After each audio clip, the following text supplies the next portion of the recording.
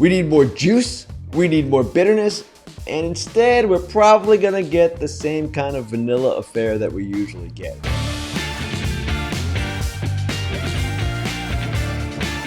Welcome everyone to the Monday edition of Fair Territory. This is one of my favorite shows of the year. Why? Because it's the post-All-Star selection show. Now, you saw the All-Star selection show last night on ESPN, and obviously that's a good one because we all want to know who the All-Stars are. But the post-show is even better because that is when everyone gets to air their gripes. Now, you guys know my feeling on the All-Star selections. Basically, by the time we're done with this sucker, by the time guys drop out, guys are added, we're going to have everyone getting a participation trophy. About 10% of the league will be represented. That said, there were a lot of questions raised by the initial selections, and I'm going to go through to start with 4 things I like and 4 things I didn't like, and then we'll get to some of your questions, kind of an early Grillin Ken as we go forward here. All right, the 4 things I liked.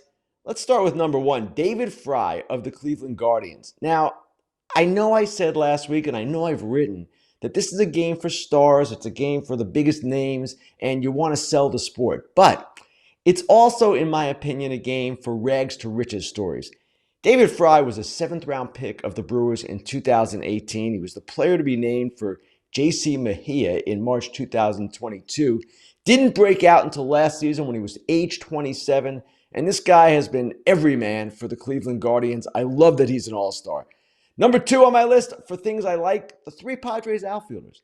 Very cool that Jackson Merrill was voted as a player selection, going with the fan selections of Fernando Tatis Jr. and Jurickson Profar.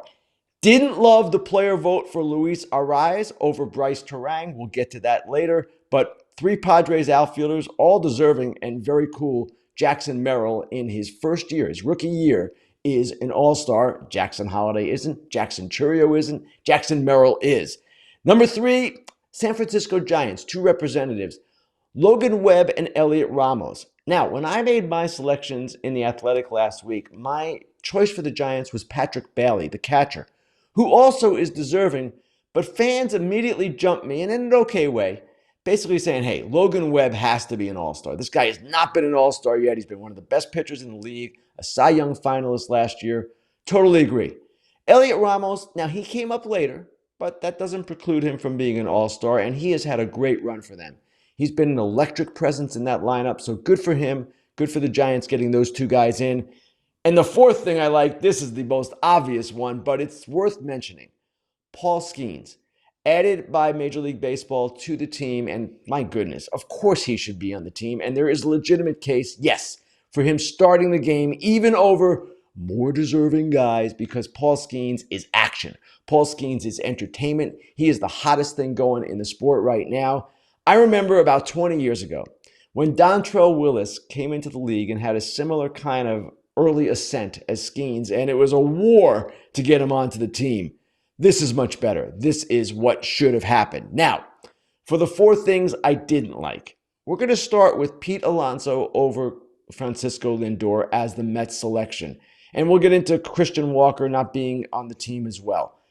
Pete Alonso is on this team because he's going to be in the home run derby. That's the reason. We can come out and say it. It's pretty obvious. He is not the best Met this year. Lindor is, and maybe Brandon Nimmo is a close second.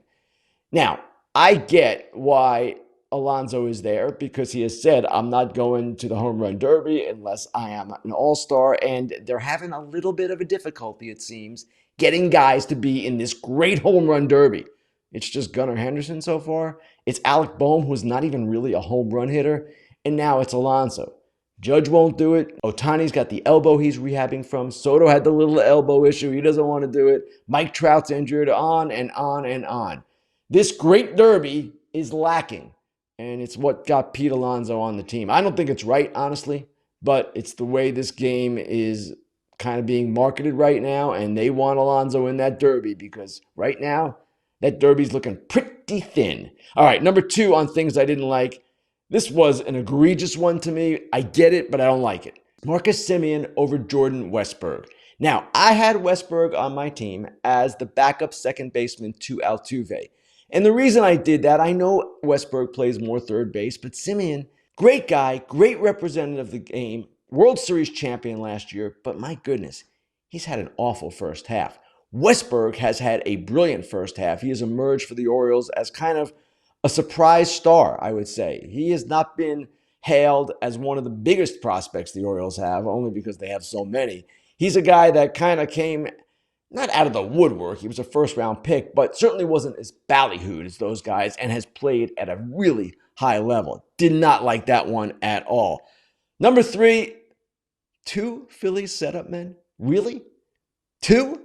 Now, listen, Matt Strahm is deserving. Jeff Hoffman is deserving. These guys have had really good first halves. But what the heck happened here? Did Schwarber and Harper bully the entire league to get these guys voted in as player selections? They were player selections. It's kind of amazing to me. Ryan Helsley of the Cardinals was not a player selection. He had to be added by Major League Baseball. Ryan Helsley, let's save a minute. So I don't really understand what happened there. I would have liked to have seen Jesse Chavez over one of the Phillies maybe, but I'm not saying those guys aren't deserving. They are. I just was a little surprised that 2 Phillies setup men were essentially player selections. Not essentially. They were player selections. All right, finally on the things I didn't like, and this one got a lot of attention last night on Twitter and people talking about it, the Clay Holmes selection. Clay Holmes over his teammate Luis Gil, who returned to form on ESPN Sunday Night Baseball, and Clay Holmes over Craig Kimbrell. Now, Clay Holmes had an amazing first couple of months. Amazing. But let's look at a comparison right now just between Kimbrell and Holmes. Kimbrell versus Holmes this season in select portions of their season. Holmes since June 13th, he has slumped. 6 2/3 innings, 11 hits, 9 earned runs, an ERA of 10.80. It's a small slice, and Kimbrell had his struggles right before his hot streak that began on May 10th. So they're comparable in that respect. But Kimbrell since May 10th, 21 innings, 6 hits, 1 earned run, and a 0.43 ERA. Oriole fans are livid this morning that the Royals have more All-Stars than the Orioles do. I get it. We'll talk more about that as the show goes on. But Clay Holmes should not have been an addition by Major League Baseball. I don't really get this one. If they wanted another Yankee, select Gil. He had a great run here, a great first half. And if you wanted a guy who has had a better run as a closer in the first half, that would be Kimbrell. They each have had little slices where they struggled, I get it. But Kimbrell, who of course is a potential Hall of Famer, is honestly the bigger name. One more thing before we get into the fan questions. I mentioned Christian Walker. Christian Walker is deserving as an Arizona Diamondback representative. They've got Ketel Marte, but Walker's had a great run too. He's dominated the Dodgers at Dodger Stadium. The problem in the National League, Freddie Freeman and Bryce Harper. That's a problem. Now, if Harper somehow bows out of the game, which I don't expect he will, he has said he wants to play. He's expected to be activated this week. Then maybe a spot opens for Walker. Alonso didn't really take Walker's spot. He took Lindor's spot. He was going to be the only Met. So it doesn't really factor in that way. But Christian Walker is a guy that I hope to see added in the days and the week or so ahead. All right, let's get to your questions, then we'll get into a little bit of trade discussion. But first, your questions, because I know a lot of you are heated about what went down with the All-Star selections. Let's go. Let's start with Evan Kramer, who asked, how did Turang not make the All-Star team while being 4th in the NL in WAR and just having a way better season than almost every single one of the reserves?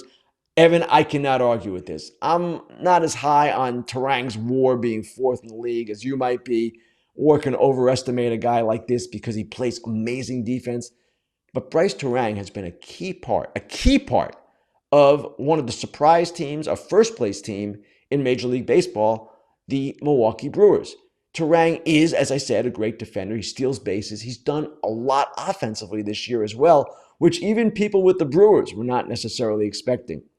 What happened was the players chose a rise, and that was that. There was not a spot for Turang. You had other shortstops who were the only representatives of their team, Dela Cruz, CJ Abrams, and it just gets too tight. Does Bryce Turang deserve to be there? He absolutely does. Next question. We go to Chase Wilson, who asks, how did Josh Smith not make the All-Star team? Now, if you're not living in Arlington, Texas, or the environs around it, you might not know much about Josh Smith. But he actually has been the Rangers' best offensive player in the first half. He's been a fill-in for Seager, a fill-in for Josh Young, and he's done a great job. He came over, if you remember, a couple of years ago in the Joey Gallo trade, which was a nightmare for the Yankees. And Josh Smith is deserving. They obviously wanted to put another Ranger on besides Kirby Yates, and that's where Marcus Semien comes in, although he was a player selection, so it's kind of a past accomplishment thing there. But Josh Smith is the more deserving Ranger. I have no problem with the bigger name. In fact, I had Seager on my team and not Semien and not Josh Smith either. But if you're asking if Josh Smith is deserving because of his performance in the first half, he absolutely is deserving. Next question. This one comes from Bryce Harper for president. I hope this is a joke question. Bryce Harper for president asked, do you think Orion Kerkering of the Phillies was snubbed from the All-Star game? Bryce Harper for president, I have to ask you, how many Phillies setup men do we have to have in this game? I get it with Hoffman. I get it with Strom. You heard my points about them. And Orion Kerkering has been great. He has been.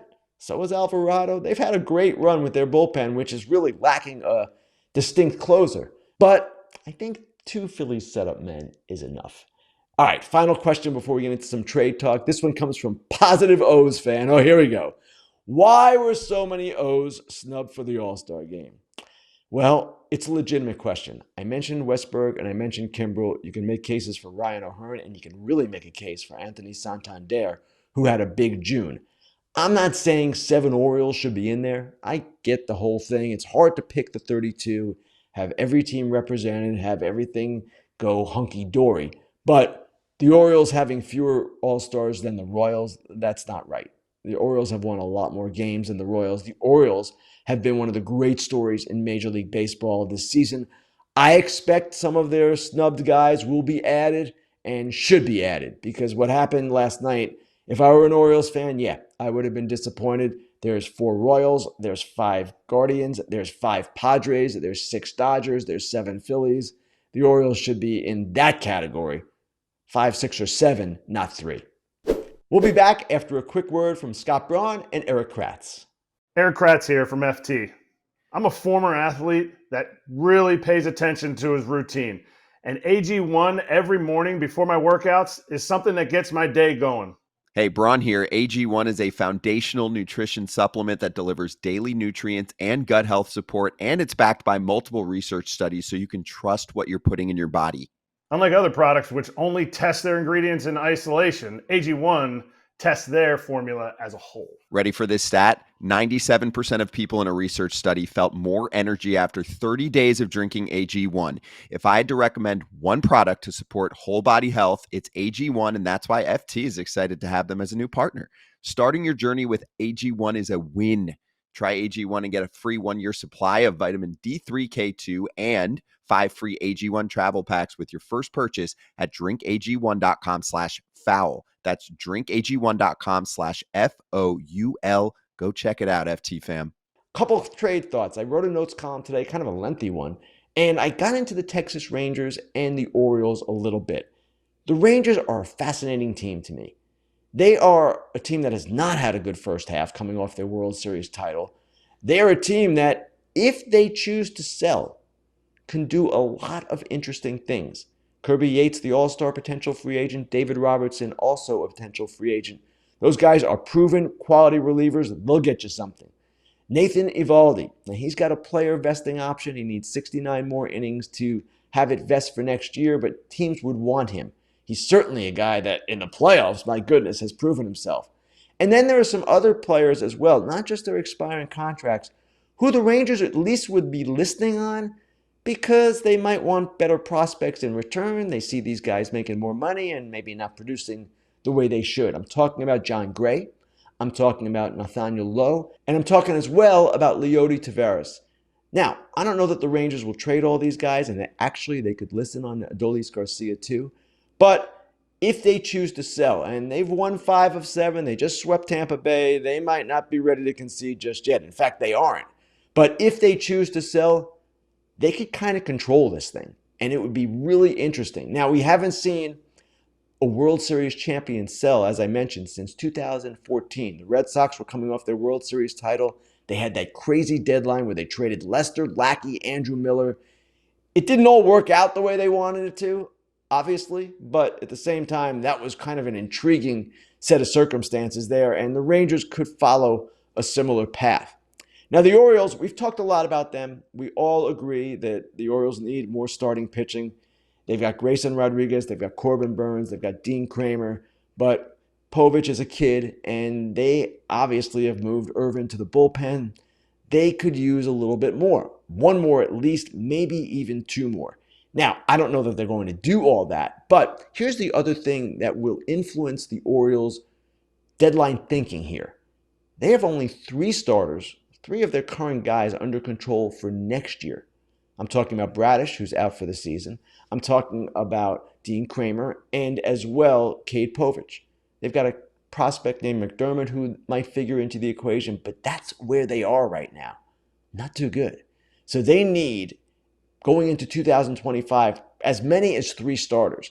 They're going to have to get them somewhere, and it's going to have to start with the trade market. And with all their great prospects, they're going to have to part with a few of them because right now, obviously they need a starter for now, but they're going to need for next year too.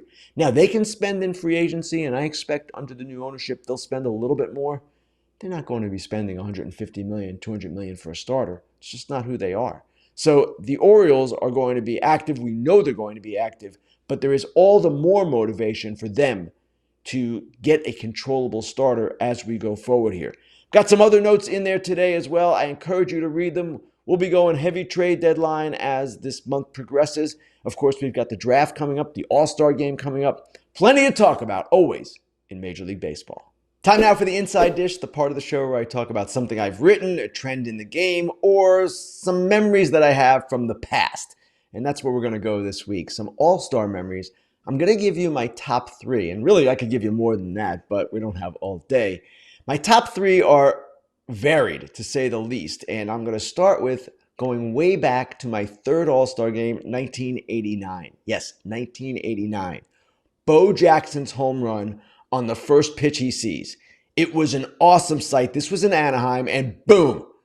Now, this was the height of Bo fever. This was when he was like the Ohtani of the game, the Ellie De La Cruz of the game, and he is running around the bases there, and you can see it. And it was just a shocking, cool moment to see this guy, this two-sport wonder, do what he did in his, I believe, first All-Star game. So that one was really good, and part of what made that one so special, at the time, you guys are not going to believe this, and it kind of dates me a little bit. It dates all of us who remember that moment. In the booth for that moment, for that particular at-bat, Vin Scully was calling the game, and former President Reagan was with him. It's kind of amazing to think about that happening when Bo Jackson hit that home run, but that's how it went down.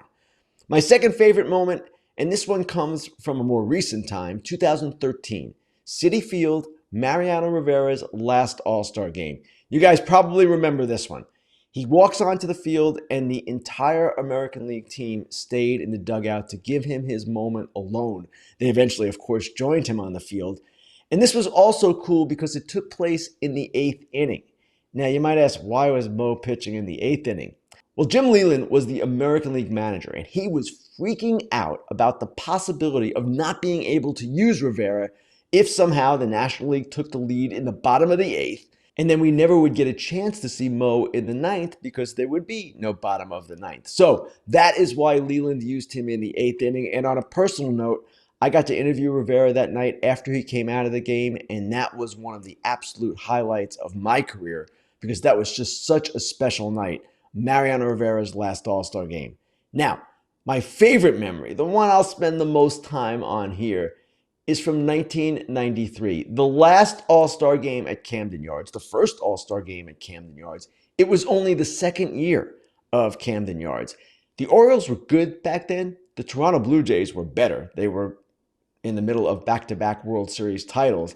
And Cito Gaston, then the manager of the Blue Jays, decided to stack his roster with 7 Blue Jays. This was before the time when there was a player vote, when the MLB selections got involved. This was pretty much the manager rounding out the roster. MLB had some input, but the manager basically did what he wanted. 28-man rosters back then. Cito chose 7 Blue Jays. That's 25% of the roster. And I was a columnist in Baltimore back then, and I spent the entire week ripping him. And basically, Orioles fans were livid with this because the Orioles, I don't remember who their representatives were, but they didn't have nearly as many as 7. So the game starts. This is a game in an American League park, and the American League has the lead in the 9th inning. And Tom Henke is on the mound for the Toronto Blue Jays. What happened and what made this moment so controversial is that Mike Mussina was warming up in the 9th, leading the crowd to believe, whoa, they're going to bring in Mike at the end. Cool move by Cito. We love it. Well, that didn't happen. And as it turned out, the American League in its home park for the All-Star game was booed off the field as the game ended, even though they won the game. Why? Because Mussina did not appear. Now, that night, I'll never forget this. In the press box, we're all done writing. It's, I don't know, half hour after the game or so, maybe an hour. Dave Perkins of the Toronto Star comes up to me, and he calls me by my nickname, Junior. He goes, Junior, I just want you to know I ripped your starting pitcher for what he did to Cito tonight. I said, Perk, I called him Perk, I want you to know that I ripped your manager for not using that starting pitcher tonight. And we kind of had a good laugh about it. We were all just representing our constituencies. Well, here's the kicker to the story. The next day, or maybe 2 days later, when the teams reconvened, it comes out that Mussina was warming up on his own. He was effectively showing up Gaston and basically inciting a near riot at Camden Yards because people didn't know that. People thought he was getting warmed up and was coming into the game. So I'm in the Orioles clubhouse talking to players in that first workout after the All-Star game, and I'll never forget this. Harold Reynolds and David Segui, 2 guys who are on the Orioles, ripped Mussina for what he did because they thought, and not incorrectly, that it was disrespectful and disrespectful to Cito Gaston. And I'll never forget what Harold said. This was when I was covering Harold when he was a player. This is not when we were together at MLB Network so many years later. Harold goes, he's a Stanford guy, talking about Mussina. What would you expect? So this controversy, it went on for, I don't know, well, a good week before the All-Star game and a good week after. And Cito Gaston held a grudge against Mussina for a long time. And it was kind of an uncomfortable, borderline ugly thing. I don't know that they ever really made up, but many saw it as a punk move by Mussina. Many saw it as a wrong move by Gaston not to pick many Orioles in the first place and then not to use Mussina in the game. This is the kind of all-star controversy, the kind of controversy in general that I love. Really, no one was harmed in the making of this controversy. It was just one of these things. And frankly, the All-Star game needs more of it. We need more juice. We need more bitterness. And instead, we're probably going to get the same kind of vanilla affair that we usually get. We'll try to spice it up on Fox, I promise you that, but there's only so much you can do. Things are a lot different now. Players are more collegial with each other. There's more fraternization, and there's just not the edge that there was back then. And of course, the edge goes way back, if you really want to talk about all-star moments, to Pete Rose bowling over Ray Fosse. I think that was in the early 70s at some point. That is gone. The NL-AL rivalry, forget about that. But yeah, we could use a little bit more of what happened in 1993. One more time, here's Scott Braun and Eric Kratz. All right, this one's for the dudes. You know how scary it can get when you're going for a close shave below the belt, and that's why FT trusts Manscaped for those sensitive areas. Their newest package is the Performance Package 5.0 Ultra, including the star of the show, the Lawnmower 5.0 Ultra. Their 5th generation trimmer features 2 interchangeable next-gen skin-safe blade heads, a standard one for taking a little off the top, and a new foil blade to go smooth wherever your heart desires. It also has dual LED spotlights to provide contrast on multiple skin tones, 3-length setting cones, and perhaps best of all, it's waterproof. Beach, lake, or shower, this razor will get the job done.